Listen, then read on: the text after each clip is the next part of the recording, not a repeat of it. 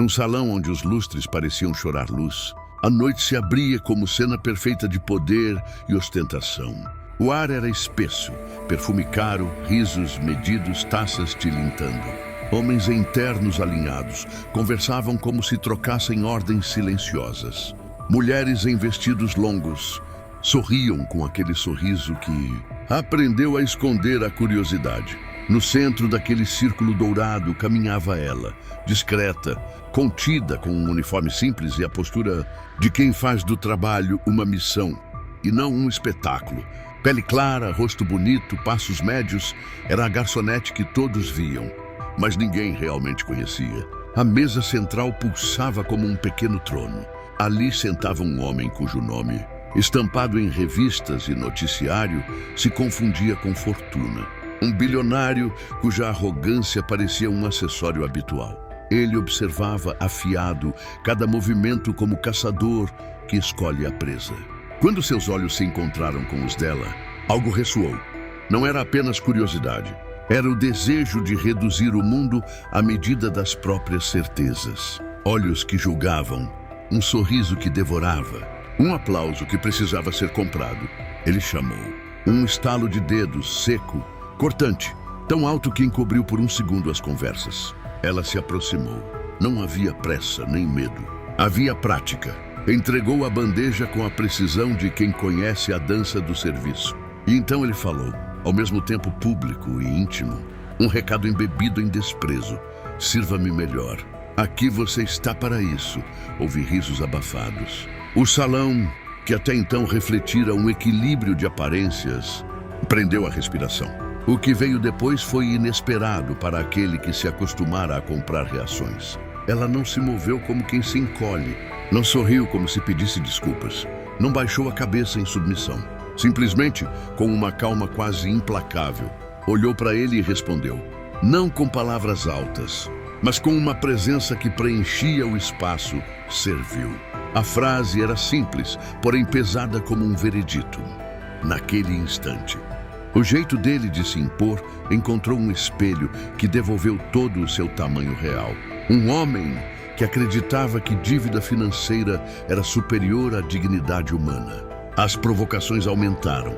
Ele quis forçar humilhação, testar limites. Falou alto sobre origens. Insinuou que sem aquele uniforme, ela não passaria de ninguém.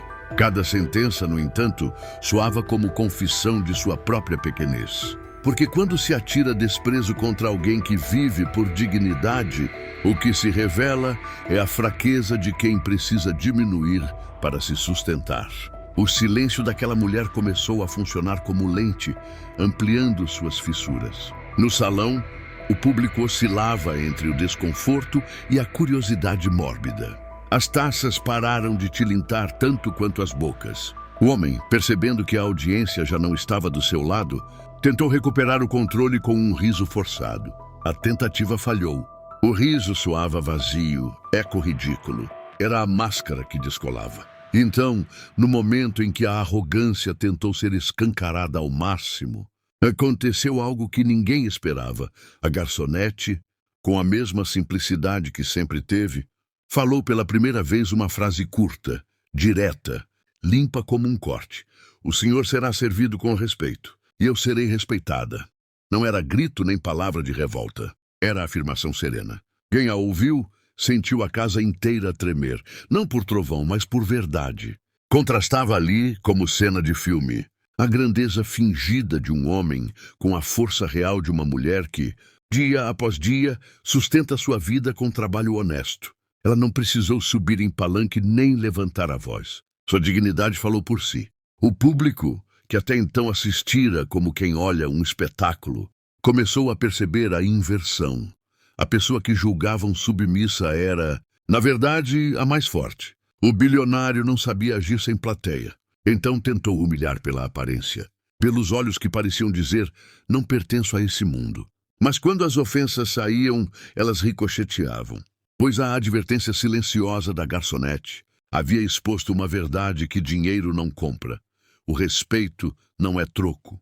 Foi ali que muitos na sala começaram a recordar suas próprias vezes em que calaram frente à violência pequena e cotidiana A tensão cresceu.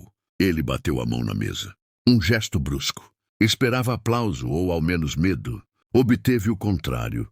Sorrisos contidos, olhares que se desviavam, como se o salão inteiro começasse a se encolher ao redor de sua própria crueldade. Era como se uma cortina tivesse sido aberta e os convidados vissem, pela primeira vez, o tipo de teatro que costumeiramente a riqueza monta. Pela primeira vez, o bilionário sentiu o chão escorregar. Tentou um gesto teatral. Ergueu a taça, fez menção de um brinde, procurou aplausos que não vieram. O som ficou estranho. A verdade é que ele estava nu diante dos olhares que hoje já não o aplaudiam. Era humilhação ao contrário, não a dela, mas a dele, a de um homem que descobrira que o valor exibido era frágil. No entanto, a história não era só contraste e silêncio. Surgiu o medo também. O público questionou-se. E se isso se repetisse? Quantos se reconheceriam do outro lado? Um desconforto que cutucava o conformismo. As conversas foram diminuindo. O silêncio, por sua vez, ganhou peso. Não era vazio. Era pleno. Enquanto a cena se desenrolava, a garçonete retomou sua rotina. Fez o serviço com calma, limpou mesas, ajeitou guardanapos. Nada de espetacular, nada de bandeira. Só trabalho. Mas cada gesto seu, cada passo medido, começava a se transformar em mensagem. Era um aprender coletivo. A resistência pode morar no cotidiano. O bilionário, por fim, levantou-se. Seus passos eram curtos, pesados. Deixou o salão sem olhar para trás, como se o mundo pudesse apagar sua humilhação com a velocidade das suas saídas. Mas não havia pressa em sua fuga. A derrota física não punha fim à ferida. Ele sabia que havia perdido mais que uma noite. Perdera a autoridade moral. Os convidados saíram, alguns murmurando justificativas, outros inquietos. Poucos ousaram confrontar a verdade que viram. Ainda assim, sementes haviam sido plantadas. Era como se aquele episódio fosse uma faísca. Podia gerar apenas fumaça. Se alguém decidisse esquecer, ou podia inflamar mudança se as pessoas escolhessem recordar.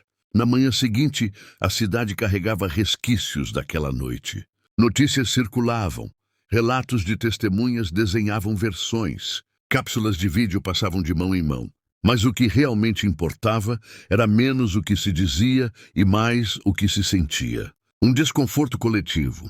Uma inquietação que começou a se espalhar como rumor saudável. Pela primeira vez, alguns empregadores começaram a avaliar as práticas dentro de seus próprios espaços. Um gerente de restaurante, ao lembrar-se do episódio, convocou uma reunião. Como tratamos nossa equipe? O que podemos mudar agora? Eram ações pequenas, passos de quem decidiu não fingir ignorância. Na periferia, a história virou conversa de botequim.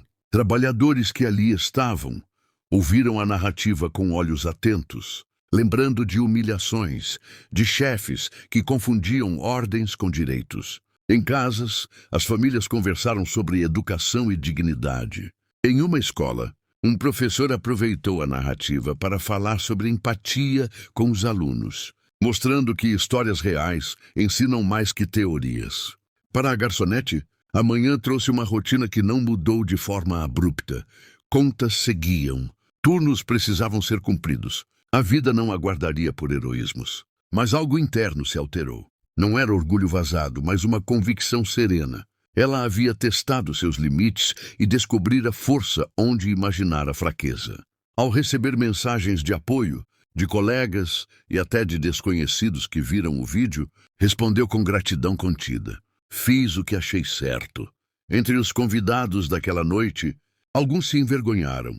Não necessariamente por vergonha pública, que muitos confundem com honra perdida, mas pela percepção de que riram quando deveriam agir. Um antigo cliente do salão, ao lembrar-se, decidiu que faria diferente dali em diante.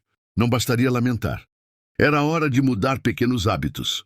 Ouvir mais, deixar a mão cair quando o colega tropeça, chamar a atenção das brincadeiras que ferem. E o bilionário? Sua reação foi menos previsível. Tentou minimizar, postou declarações que, no universo da sua blindagem, pareciam adequadas. Havia um pedido de desculpas formatado, calculado, destinado aos públicos que ainda importavam. Assessores, patrocinadores, parceiros, Mas as palavras soavam artificiais. Alguém que compra reverência não descobre respeito com um comunicado. A cidade, porém, mudou de forma sutil. Pequenas administrações criaram políticas internas de respeito.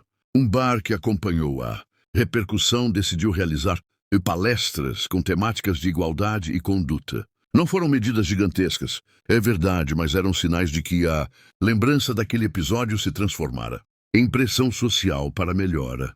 Surgiram movimentos discretos de apoio à classe de trabalhadores que atuam com serviços, campanhas de valorização, hashtags e até encontros privados para discutir direitos. Assim, o episódio deixou de ser apenas a história de uma noite. Converteu-se em mapa que indicava feridas a curar. Porque o que parecia um conflito isolado transformou-se em espelho coletivo. A cena tocou feridas antigas, da desigualdade, do preconceito, da indiferença. Mas também acendeu esperança. Mostrou que pequenas resistências podem produzir tremores largos.